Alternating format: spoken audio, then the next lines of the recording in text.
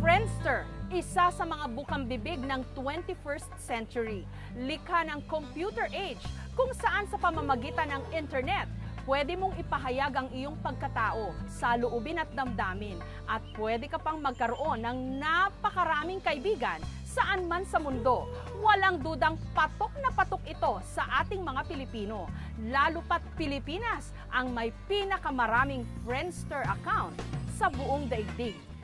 Friendster, ang sikat na online social network sa internet. Mula kasi nung ipinanganak ito sa Amerika, taong 2003, naging patok na ito sa buong mundo. At sa 60 million Friendster subscribers sa buong daigdig, 10.7 million o ang pinakamarami sa mga ito, Pilipino. We're very excited about that. About a year ago, we opened up an office in Manila, an engineering office, and we now have about 30 people there working locally, and we're going to continue to expand that and grow the business there. Simple lang magkaroon ng sariling Friendster account. Mag-register lang sa website. Kapag meron ka ng account, pwede ka nang mag-post ng iyong mga mensahe, pati na ng iyong mga litrato. At bagets man o forgets, lahat pwedeng magkaroon ng Friendster account. Dito nga sa Angeles University Foundation College of Engineering, click na click sa mga estudyante ang Friendster. At pati ang kanilang dean nakiki-in. Ang reason ko, doon ko makikita yung matagal ko nang hindi nakikita, which is true. Marami na ako nakita sa mga graduates ko na out of touch for so long. Bigla-bigla na-discover nila ako sa Friendster or na-discover ko sila sa Friendster. Ayon kay Michael Andrada, pop culture expert, sakto raw kasi ang serbisyong hatid ng Friendster sa atin. Nahahanap mo yung mga dati mong kaibigan nung grade school, mga kaklase mo nung high school, mga kaibigan mo na nasa ibang bansa na, no?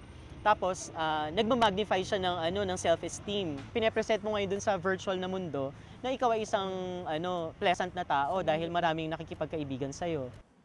Friendster nga raw ang isa sa pinakamadaling paraan para magkaroon ng koneksyon sa mga kaibigan at maging sa mga sikat.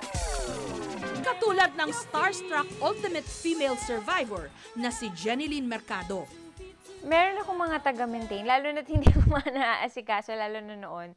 Pero ngayon, ngayon wala naman ako masyadong ginagawa. So talagang pag nasa room ako talaga nag-i-internet lang ako, Friendster, ganyan. Mahigit 900 accounts ang nakapangalan kay Jenilyn. Pero iisa lang daw sa mga ito ang kanyang tunay na account. At ngayon, gumawa pa siya ng isa pang panibago. At dito sa account na ito, dadalawa pa lang ang kanyang friends.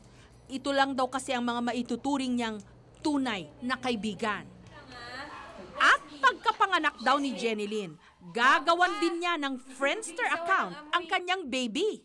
Marami akong nare-receive ng mga messages na anong gusto mong name sa baby. Parang excited silang lahat na makita yung baby and kung ano ba, boy ba o girl. Para lang paglaki niya, meron siyang bubuksan.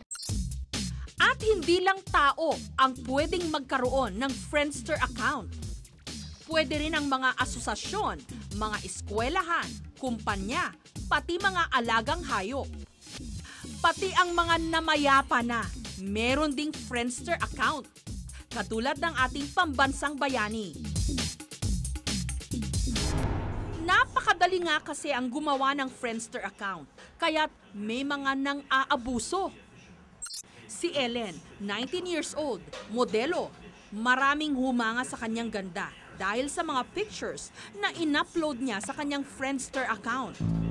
Pero naging mitya raw ang mga ito para gamitin siya sa panloloko. Mixed emotions. Parang you get flattered kasi you have a stalker, but then you're scared and you don't know what to do. It's irritating at the same time. Dinikit din ang kanyang muka sa mga malalaswang larawan na halos ikasira ng kanyang pag-aaral at ikinaalarma ng kanyang mga magulang. My mom freaked out and my uncle was furious about it na. At first, my mom didn't believe me. But I was like, no, it's not me. if you want, you can search it. So, then they search it. Sila sa dad ko, they search my name, and then there, they saw the pictures. They saw some forums there na parang, people saying negative things about me, hurtful words. Aminado ang NBI o ang National Bureau of Investigation. Malabo ang batas laban sa mga nanloloko sa internet. Pag kasi walang ganyang klase ng batas, it is more difficult for law enforcement to secure search warrants in courts. Most of the time, bumabagal ang investigation. The worst thing is, humihinto ang investigation kasi wala tayong makuhang ebidensya from the ISPs and the phone companies. Pero patuloy pa rin ang pagdami ng mga nananamantala at mga manloloko. Katulad ni Romeo, hindi niya tunay na pangalan, poser o nagpapanggap na ibang tao. 30 anyos na siya. Pero sa mundo ng Friendster, siya ang 17 anyos na si Gwyneth. Nag-grab ako ng mga photos ng isang babae na talagang mukhang bata, na maganda. Yun ang parang pinaka-bait ko sa chatroom hanggang sa gusto na nilang i-meet personally yung girl, gusto na nilang i-take out, i-date. Doon ko sila nakukuhanan ng pera. 4 na taon na raw niya itong modus operandi. At ipinagmayabang pa niya na kumita na siya rito ng mahigit 100,000 pesos.